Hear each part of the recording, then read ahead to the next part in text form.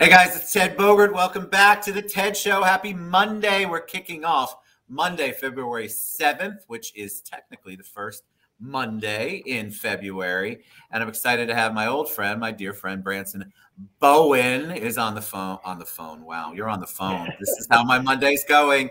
Branson is here. He's with Contractors, Closers, and Connections. We're going to talk about an event that's coming up on the 15th, but our spotlight is Annette Snedaker.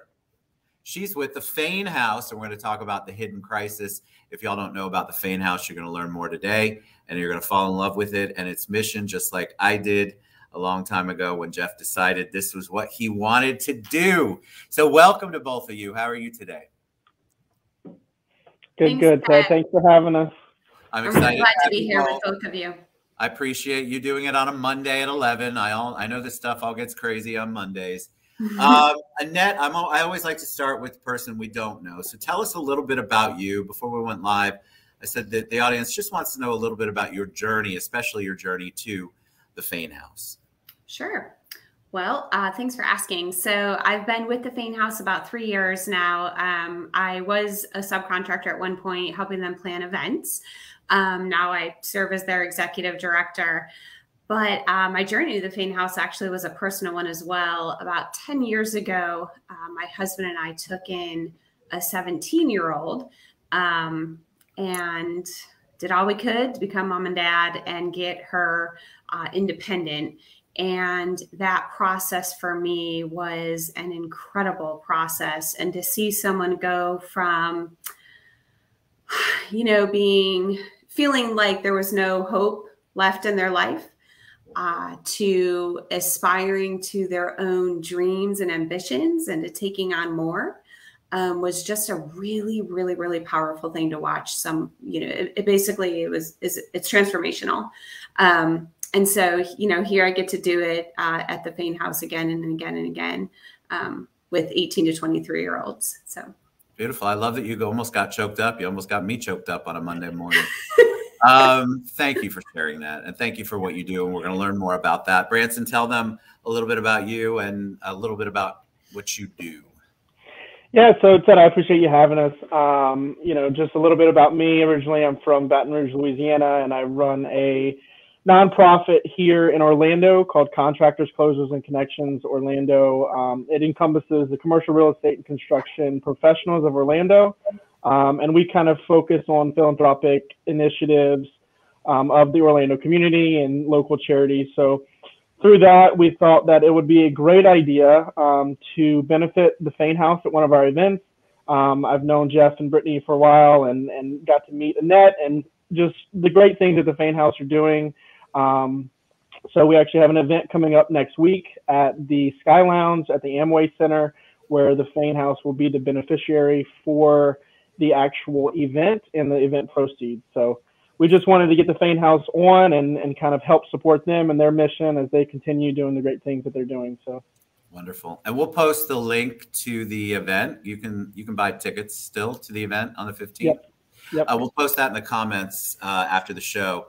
All right, Annette, so tell us about the Fein House. You alluded to a little bit, but I think for people who are tuning in for the first time, they might not know. They might know about Jeff, but they might not know about the Fein House. So give us some background on what the Fein House actually does in our community. Absolutely. So the Fein House was started a little over a decade ago by Jeff Faine, Jeff Sharon, and the Children's Home Society. The house is a 7,000 square foot facility out in kind of the Pine Hills, Apopka area. And it consists of 10 bedrooms and an office wing and a common kitchen and a place where kind of collaborative thinking and learning can take place. And the Fein House exists to empower and equip 18 to 23-year-olds who are on a journey towards independence. So we might end up with a 20-year-old who's been couch surfing for a year or so, and just can't quite, get stable enough to be able to pay all the necessary bills and to move on to that place in their life where they can put a down payment on an apartment. and live with, health and wellness and wholeness. And so, someone might come here out of the foster care system. Maybe they turn 18 and they don't have anywhere to go because their background was real challenging, maybe even abusive. And so they run out of places to go. And they come to the Fein House, and we are equipped with some really caring, dynamic staff and amazing mentors from the community who work with our residents and work at getting them educational and employment opportunities. We teach about finances, we teach about health, nutrition, fitness, exercise. And most of all, we really become a place where they can heal, have the space and the opportunity to process their own life and to gain some tools, emotional tools, in order to go back out into the world when they graduate and to maintain their own independence and health. Beautiful. And I want to talk about the hidden crisis in a minute, but I want to bring up something you mentioned. I think a lot of people don't realize that when kids age out in foster care, at 18, you're basically given whatever you have in your little knapsack and told to get out of Dodge because you're not part of the system anymore. And if you're a child that's been in foster care for any amount of time, you really don't have any place to go. Especially if you've been bounced around, you don't have the stability. A lot of times you don't have the coping skills, the resiliency. It's just such a challenge. And we just turn them out because that's how the system works. So at 18, you're on your own, and you could have been in foster care since you were 5 or younger. It is a big challenge. So to be able to provide an alternative or a hope for them, I think, is really critical. So kudos to you all for what you do. It's amazing. All right, tell me what the hidden crisis is. So we've danced around it, right? We've mentioned it a little bit, but the hidden crisis is the fact that there are 600, probably over 600 homeless young adults here in the Tri-County area on a daily basis. Often we don't know young adults are homeless, or our definition of homeless isn't quite specific enough where we don't kind of put 2 and 2 together. Like, we know our friend is housing a young adult, or Aunt Susie has their niece or nephew living with them. Person is technically homeless. If you don't have somewhere to go, but you're living with a neighbor, a friend, an aunt, you're in a homeless situation. And so that can be all around us without us even knowing it. And I often say to people that the cashier checking you out at Publix could be homeless and living in their car, but they're still making it to work. And what happens is eventually the car runs out of gas, or the couch wears thin. And then that's when the real crisis comes about, because they don't have a place to go at night anymore. So they end up under a bridge, in a park, on a bench. Those places that we tend to see some of the older homeless people. So what the Fein House is trying to do is intercede in that at a younger age. So then they're not on the street, asking for money and food when they're 30, 50, or 60. I think a lot of times with I have a background in this, that's why I can talk a little bit. I have a master's degree in healthcare administration with a focus in nonprofits. So I'm familiar with the crisis. It's been a crisis for a very long time. And what happens is it's not just about the kids becoming homeless. Those kids are also at a higher risk for overdose, trafficking, prostitution.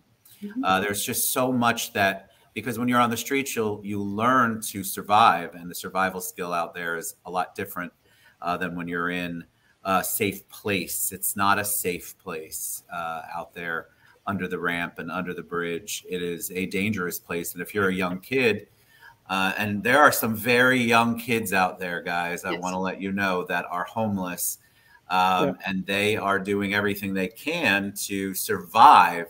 And that can turn into just such a tragic life experience for them. Ted, that's really true. There are 11-year-olds out there who we don't see them. So one of the reasons why it's hidden is because a teenager or young adult still has pride. They have ego, and they don't want people to know they're homeless. By the time the brain trauma and the damage occurs years later, you don't have any pride left about, being homeless. Not every time, but often. And so it doesn't stay as hidden. One of the challenges is it's embarrassing to show up to someplace and say, I don't have anywhere to go. So we want young adults coming here to know that we're here to love up on them and help them and to launch them, not to keep them in the same place. And a lot of that, I love that. And I think a lot of them, trust issues, right? So they've probably been bounced around for a long time. Now they're out on the street. And it's not only hard to admit because of the ego, but then they don't necessarily trust the system. And in some cases, we haven't given them the best reason to trust the system.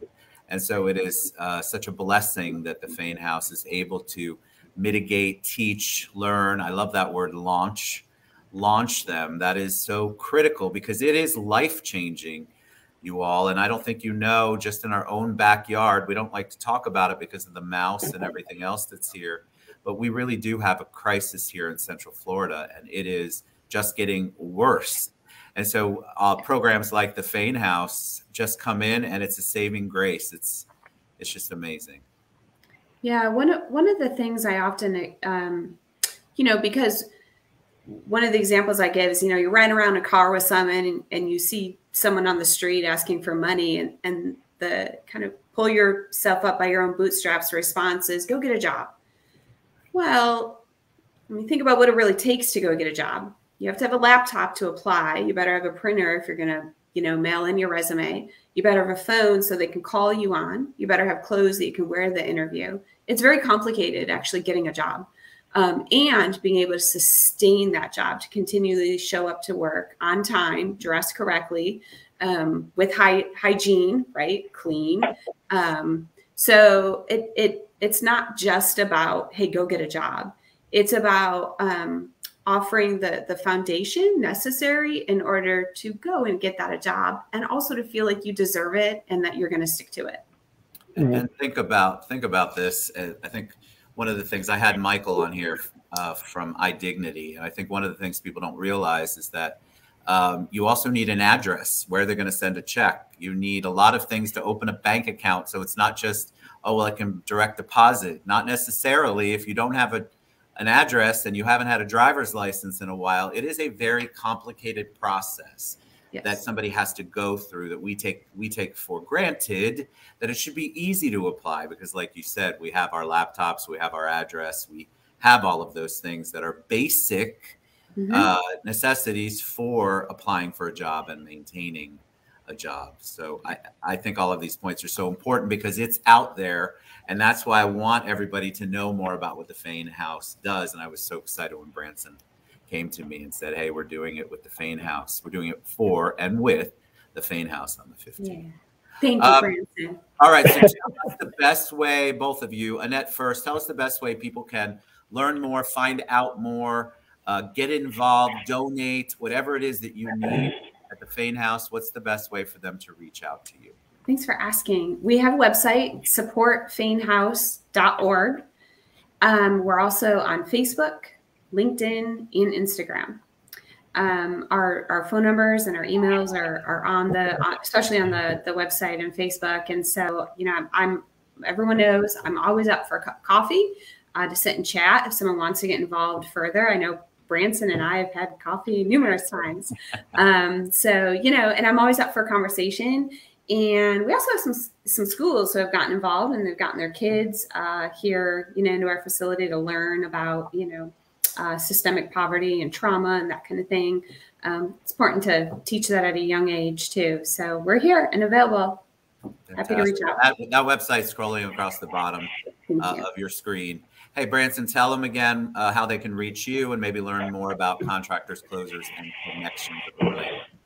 Yeah, so the best way, I would say probably through LinkedIn. I'm fairly active on LinkedIn. So if there's anybody that wants to learn more or try to get involved, just reach out. And then we actually do have our event coming up. So if you're in the real estate or construction industry, feel free to reach out. I'll send over the ticket information. We can get you connected to Annette and the Fein House and see what goes from there. Fantastic. All right. I love and appreciate everything that you guys do in the community. Thank you for coming on the show. Y'all get involved. Support feinhouse.org. You can reach out to me, Branson, or Annette. I've tagged them all. God knows, ad nauseum. I'm sure you guys got tired of seeing all the tags. But that's the way we get people to check out your social media and find out more about you. So you guys always ask me how you can get involved. Here's an amazing organization, a local organization that does so much good in our community. And so I would love for you to go to supportfeinhouse.org, reach out to me, Branson, or Annette. Thank you both for being on the show and for everything that you do. Thank you, Branson. Thank you. All right. I hope y'all have a wonderful week. Happy Monday. Happy Monday.